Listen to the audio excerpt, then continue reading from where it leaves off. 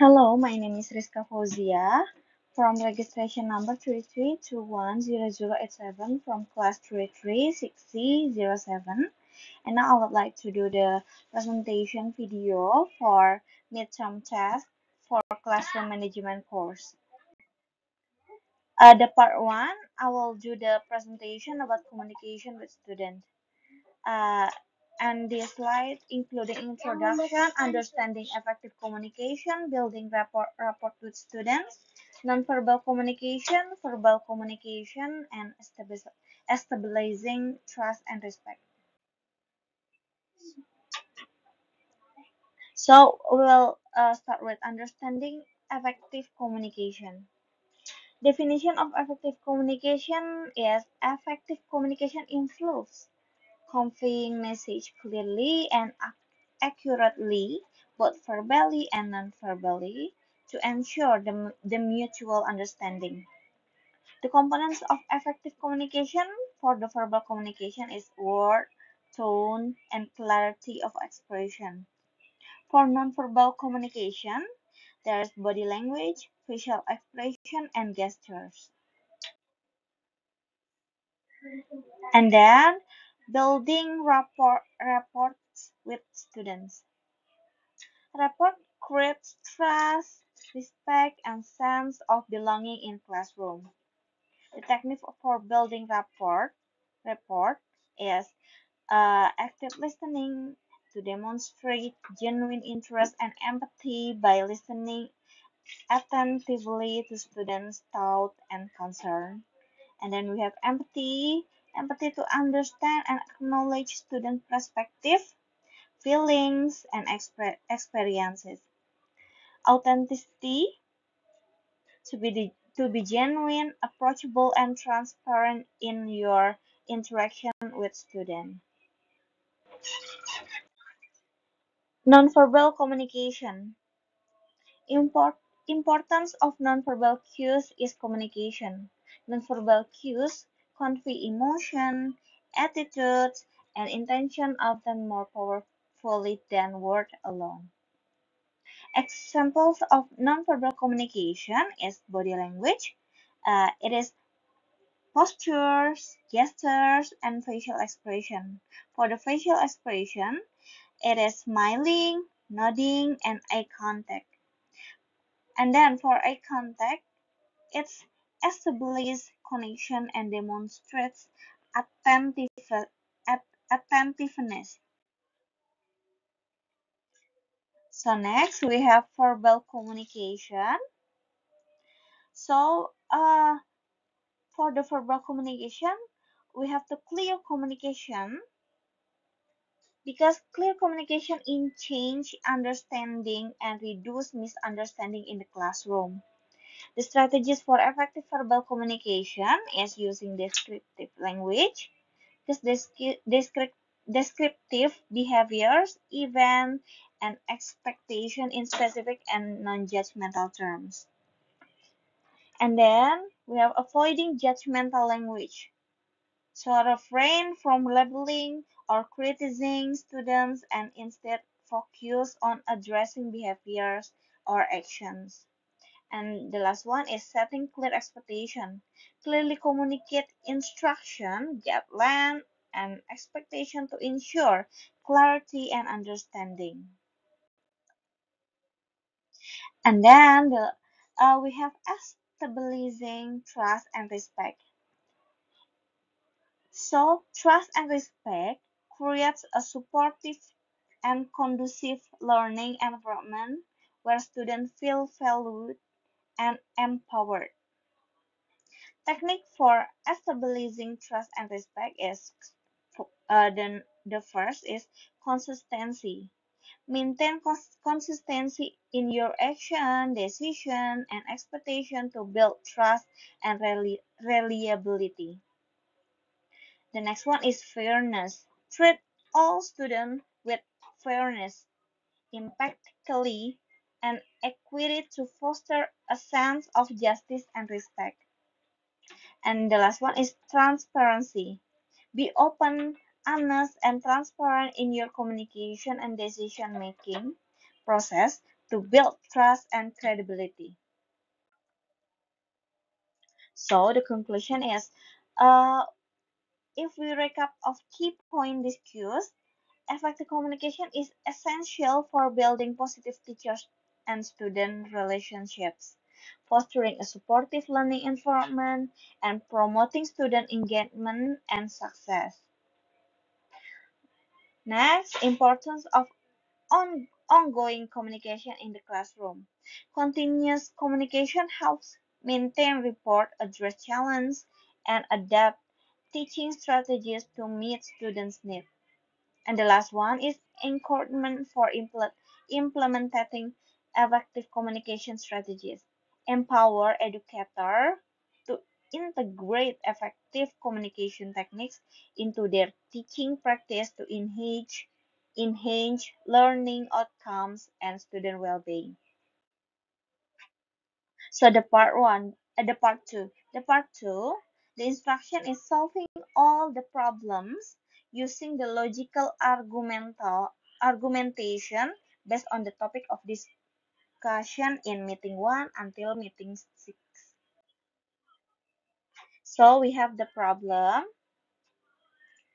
The problem is Mr. Eliezer repeatedly had problems when leading a class discussion with his junior high school students.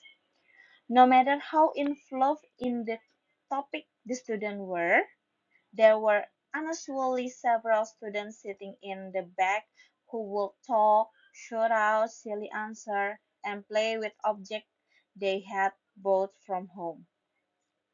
So we have the logical argumentation here. Number one is identify the root cause. The disruptive behavior of students in Mr. Alizer's class during discussion stems from a lack of engagement or discipline among the certain students. Next, addressing nonverbal cues. Mr. Eliza can employ nonverbal cues such as maintaining eye contact, using descriptive language, and redirecting questions back to the class to encourage respectful participation. The next one is setting clear expectation. Establishing clear rules and consequences for disruptive behavior can help deter students from talking out of turn or playing with objects during the discussion. Next, encouraging active listening by fostering a supportive environment where all students feel heard and valued. Mr. Eleazar can promote active listening and discourage distraction. The next one is implementing consequence. Consent, consistently enforcing consequence for disruptive behavior such as redirection or temporary removal from the discussion can reinforce classroom expectation.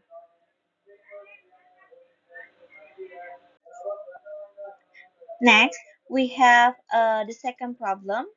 Stefano was one of the most provocative and disruptive students of Miss Giandra had ever taught. Throughout class, he continuously talked to girls and teased students sitting near him. He made inappropriate and sarcastic remarks response to almost anything Miss Giandra said. When confronted by her, Stefano grinned charmingly and responded with ex- exaggerated courtesy to the delight of the other students. So the logical argumentation is, first we have to analyze Stefano's behavior. Stefano's disruptive behavior seems to be driven by a desire for attention and peer approval. Second, addressing nonverbal cues. Miss Giandra can use nonverbal cues such as maintaining eye contact, redirecting questions back to the class, and using descriptive language to address Giovanno's behavior.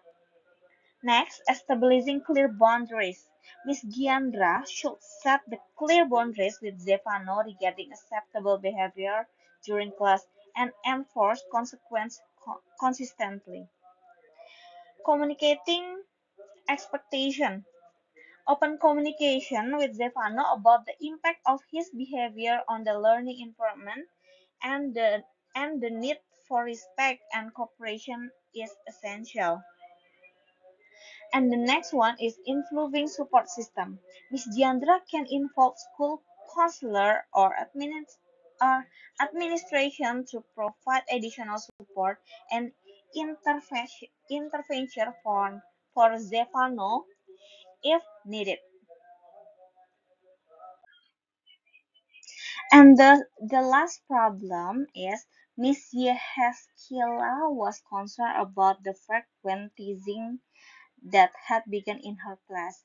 It reached the point where there was constant bickering among the students. They became so angry, began yelling, shooting, and shoving one another during class. So the logical argumentation is it the first one is identifying underlying issues, and which is the frequent teasing and conflict in Miss Yeha's class may stem from unresolved interpersonal issues or a lack of conflict resolution skill among the students. And then, promoting positive communication. Miss Yeheskila can facilitate discussion on conflict resolution, empathy, and respectful communication to address underlying issues, and respectful communication to address underlying issues and promote a supportive classroom environment. Next, implementing conflict resolution strategies. Teaching students constructive ways to manage conflicts such as active listening, assertive communication, and negotiation can help prevent escalation of conflict. Next, providing emotional support. Recognizing and validating student feeling while also encouraging empathy and understanding can help alleviate tension and promote mutual respect. And the last one is building a sense of community, encouraging teamwork, collaboration, and mutual support through group activities project can foster a sense of belonging and reduce instances of teasing and conflict. So that is all from me for this video presentation. Thank you so much. Bye bye.